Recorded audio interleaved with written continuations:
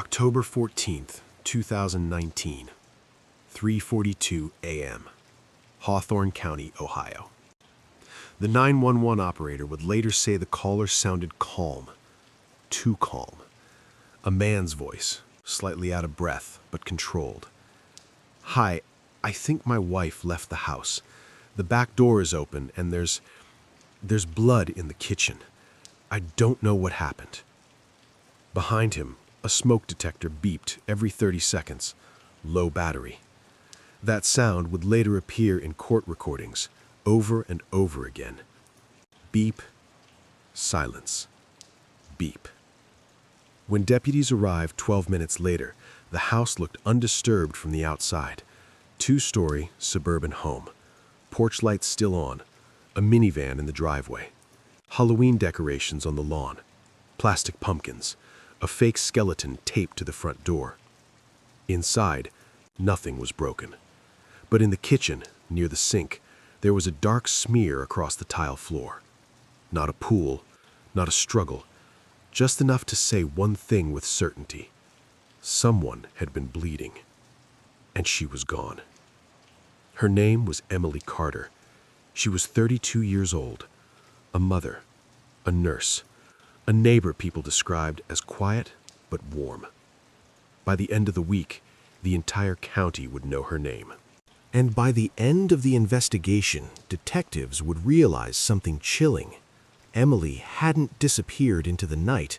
She had never left that house alive. Hawthorne wasn't the kind of place where violent crime made the news. Population just under 18,000, one high school, one Walmart, 2 gas stations open 24 hours. The kind of town where people complained more about raccoons in their trash than about danger. Emily Carter had lived there almost her whole life. She worked as a night shift nurse at Riverside Medical Center, about 20 minutes away. 12-hour shifts, coffee in a travel mug, hair tied back in the same messy bun. Co-workers described her as steady, reliable, the one who stayed calm when others panicked. She met her husband, Daniel Carter, at a 4th of July barbecue when she was 24. Daniel worked in home renovation, kitchens, bathrooms, flooring. He was good with his hands, quiet, polite, the kind of guy who nodded more than he spoke. People trusted him quickly. They married 2 years later. From the outside, they had what many would call a simple, stable American life. A mortgage, a 6-year-old son, Liam, 2 cars, both used, weekends at youth soccer games, occasional Facebook photos, birthdays, pumpkins, snow days. Nothing flashy, nothing dramatic. But real life rarely looks dramatic from the outside. After Emily disappeared, everyone had a memory. At the time, they meant nothing. Later, they felt different. A neighbor remembered hearing raised voices through an open window in late summer, not screaming, just sharp, tense conversation. A co-worker remembered Emily once saying, "I think Daniel's just stressed lately. Works slow, he worries." Another nurse recalled Emily checking her phone constantly during breaks. She laughed it off. "He just likes to know where I am. Protective, I guess." Daniel had recently lost 2 big renovation contracts. Money was tighter. He had started doing smaller jobs, cash work, odd repairs. Friends said he seemed distracted, on edge, drinking more beer during weekend cookouts than before. But there were no police calls, no restraining orders, no dramatic public scenes, just small shifts, the kind marriages go through all the time. Or so it seemed. In the days leading up to October 14th, Emily picked up 2 extra shifts.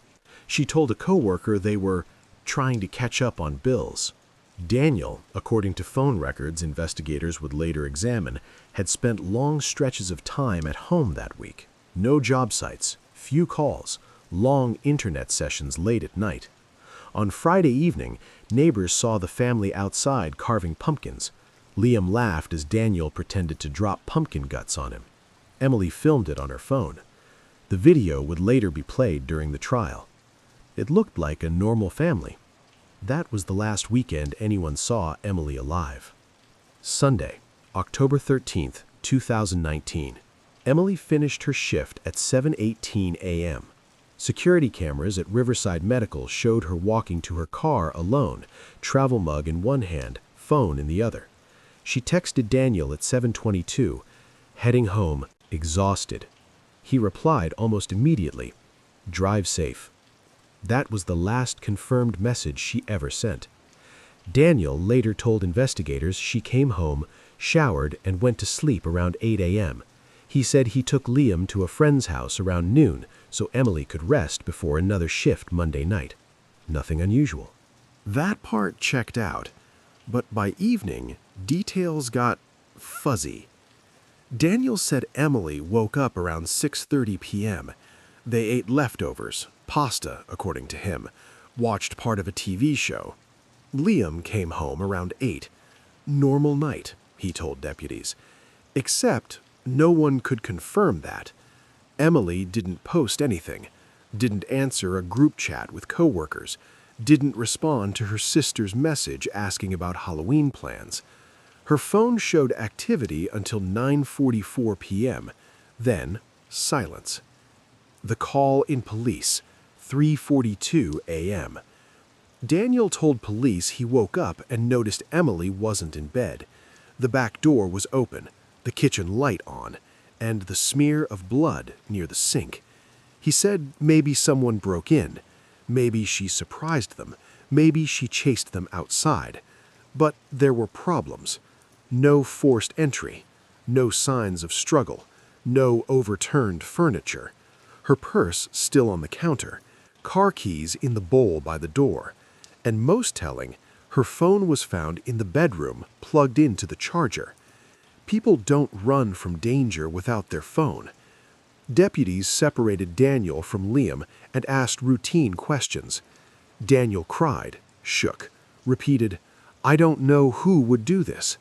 He agreed to let them search the house. He even offered them coffee. Some officers thought he seemed cooperative. Others thought he seemed rehearsed. The smear of blood tested positive, human, female DNA, consistent with Emily. But there wasn't enough to say someone died there. Not yet. By sunrise, Hawthorne shifted into crisis mode. Volunteers searched fields. Dogs tracked scent from the back door to the driveway, then lost it, as if she entered a vehicle. Local news picked it up. Missing nurse, possible abduction. Daniel stood beside Emily's parents at a press conference, arm around her mother, voice breaking. "If anyone knows anything, please, we just want her home." It was convincing. Too convincing, some online commenters said. Within 48 hours, social media did what it always does. Photos of Daniel circulated, old posts analyzed. People pointed out financial stress, fewer recent couple photos, his flat expression during interviews. Strangers declared him guilty before detectives had a timeline. And investigators, they noticed the same things.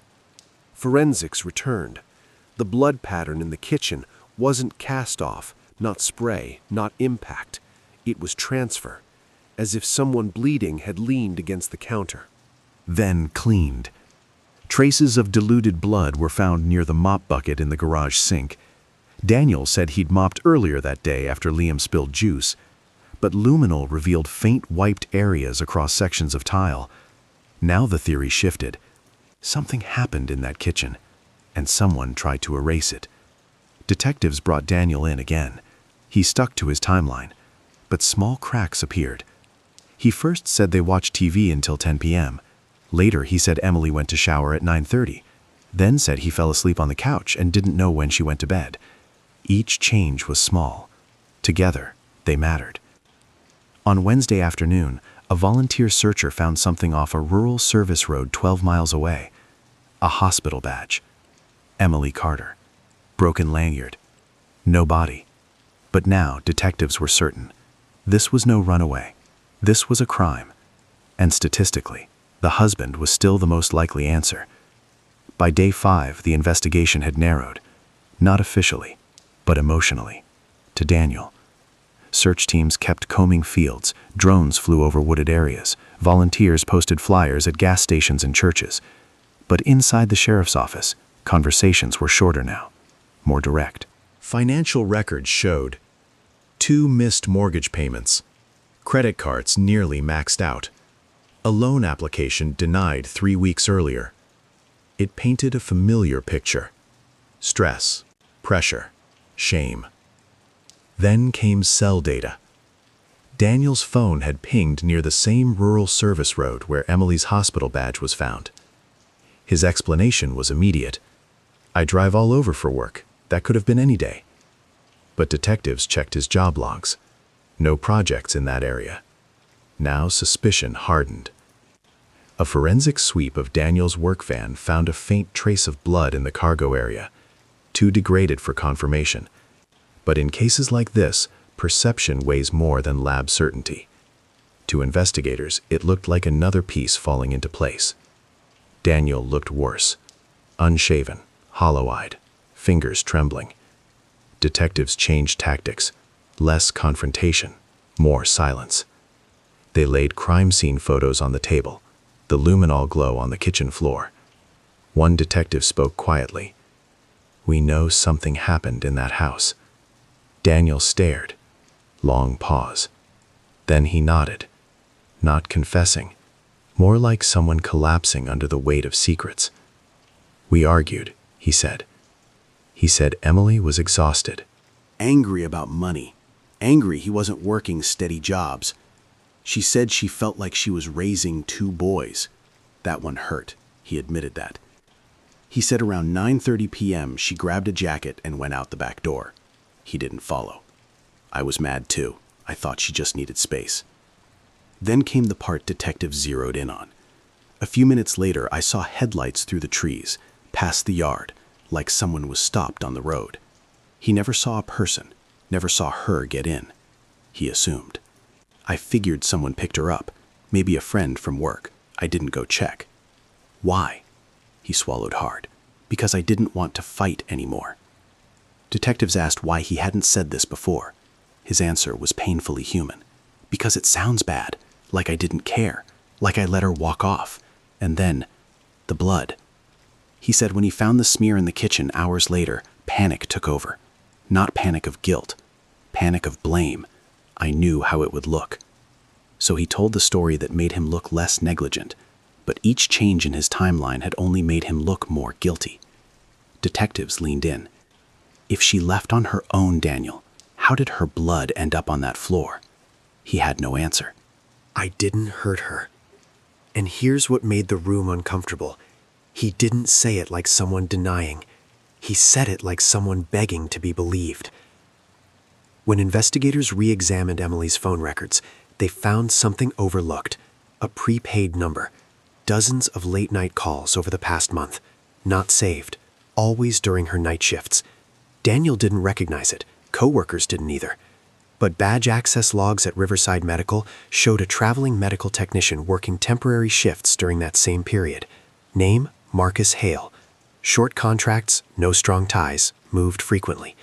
His phone matched the number, and surveillance from a gas station near that rural road placed his vehicle there late Sunday night. Now the case widened, not away from Daniel, but beyond him. Then forensics made a discovery no one expected. Inside a tiny crack in the kitchen tile grout, they found a second DNA profile, male, not Daniel. When the lab technician said it over the phone, the detective writing notes stopped mid-sentence, because now the case had shifted. Daniel still looked bad, still lied, still hid things. But the science had introduced someone else into that kitchen. And from that moment on, this was no longer a simple husband-did-it case. It was something colder and far more deliberate. Marcus Hale didn't look like danger. 35, soft voice, clean record, technical certifications, travel contracts in hospitals across 4 states. No arrests, no complaints. The kind of man of background checks approve instantly. When detectives in Missouri brought him in, he cooperated, calm, almost bored. Yes, he knew Emily. Yes, they talked during breaks. Yes, they texted sometimes. But an affair? He shook his head. She was married. I'm not stupid. Phone records disagreed about the sometimes. 43 calls in 3 weeks, several over 30 minutes, after midnight. Marcus said Emily talked about stress, money, fighting at home, said she felt stuck. But he claimed he left town Sunday night, right after his shift. Gas station footage placed his car near the rural road at 11:38 p.m. He explained it easily. That's the highway route out. I was driving to my next contract. Technically true, but the timing sat wrong. The lab confirmed it. The unknown male DNA from the kitchen tile matched Marcus. The room went silent, because this meant one thing with certainty. Marcus had been inside that house. He denied it. I've never been there, but science doesn't argue. Detectives rechecked hospital surveillance. On Emily's last shift, cameras caught her and Marcus leaving through separate exits. But in the parking lot, his car idled. She got in. Not romantic, not dramatic, just familiar. She got out 6 minutes later and drove home. That was the last footage of her alive. Phone extraction revealed deleted messages, recovered fragments. I can't do this anymore. You promised. I'm telling him. But detectives noticed something strange. These messages weren't about love. They were about information. One message from Marcus. You don't understand what happens if that gets out. Marcus wasn't just a traveling technician. A deeper look into past contracts revealed a pattern. 3 previous hospitals, 3 incidents involving controlled medication discrepancies. Never enough proof, never charged, just quiet internal investigations. And one nurse at a hospital in Indiana had filed an informal complaint about him accessing medication cabinets without proper authorization. Her name? Not Emily, but the behavior matched. Emily worked night shifts. Medication counts, logs, access records. Investigators found she had accessed audit logs multiple times the week before she disappeared. She wasn't browsing. She was checking controlled substance reports tied to Marcus's badge activity. She had found something. Not an affair, a crime. Drug diversion. And she had confronted him. Now the timeline reshaped. Emily comes home. Argument with Daniel about money. But something else weighs on her. She steps outside, calls Marcus. Phone records show a 4-minute call at 9:41 p.m. Marcus drives out.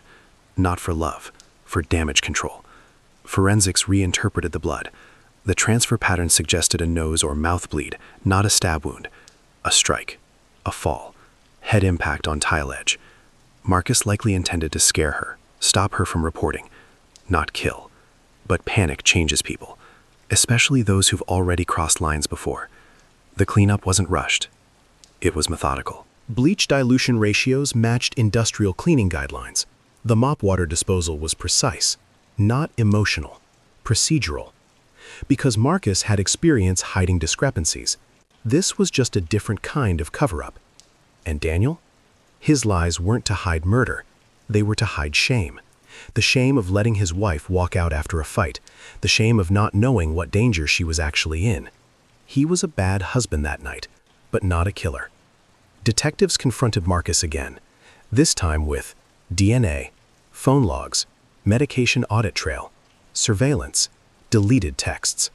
He stopped talking, asked for a lawyer. But the case had shifted fully. Not passion, not jealousy, not domestic violence. This was silencing a whistleblower, and that is a very different kind of crime. Marcus Hale had done this before. Not murder, but concealment. At previous hospitals, missing vials were written off as logging errors, miscounts, shift confusion. He understood systems, paper trails, how to disappear in procedure. But he didn't understand one thing. Crime scenes don't behave like hospital records. Forensics processed his car a second time after the DNA match. The first search had found nothing obvious. The second team went microscopic. Inside the trunk weather stripping, a trace. A mixture of soil and biological material. Not visible, not cleaned. And soil analysis matched the composition of a wooded embankment less than half a mile from where Emily's badge was found. Search teams returned. Cadaver dogs alerted near a shallow erosion ditch hidden by brush. She was buried under less than a foot of disturbed soil, wrapped in a hospital supply tarp, one Marcus had signed out 2 days earlier for equipment transport. Cause of death, blunt force trauma to the back of the head. No defensive wounds, which told investigators something important. The fatal blow wasn't part of a prolonged attack. It was sudden. Sunday, 9:41 p.m., Emily calls Marcus. She tells him she's reporting the discrepancies Monday. He drives out. They argue in the kitchen while Daniel sits in the living room, thinking the fight ended when she walked out. Voices low, intense. She threatens to go to hospital administration. He panics, grabs her arm. She pulls away, slips, hits the back of her head on the tile edge near the cabinet corner. Blood transfer matches the height of the counterlip. She collapses. Unconscious. He waits, but she doesn't wake. Now he has two choices: call 911 or protect himself. He chooses himself. The small amount of blood, the wiped areas, the lack of chaos. Because it wasn't a rage killing. It was a controlled cleanup. After a single catastrophic moment. Daniel heard the back door earlier, saw headlights later, but assumed. And assumptions cost time. Time that could have meant an ambulance. Instead, hours passed. By the time he found the blood smear, Marcus and Emily were already gone. Daniel's greatest crime wasn't violence. It was emotional distance. And that's a different kind of guilt. When confronted with soil evidence, tarp inventory, DNA, phone records, audit trail, Marcus finally spoke. Not loudly, not emotionally, just tired. It wasn't supposed to happen like that. No apology, just inconvenience. The prosecution didn't argue premeditative murder. They argued felony manslaughter during witness intimidation and evidence concealment. The jury deliberated 6 hours. Guilty. 28 years. Riverside Medical overhauled its medication tracking system. 2 additional staff members came forward about prior suspicions involving Marcus. Daniel sold the house. Moved closer to Emily's parents. He doesn't do interviews, but once told a family friend, "I should have followed her outside, but I fell asleep." Hawthorne returned to normal. Pumpkins on porches, high school games, quiet streets. But sometimes the most dangerous people aren't the ones we fight with. They're the ones who smile, nod, and have something to lose.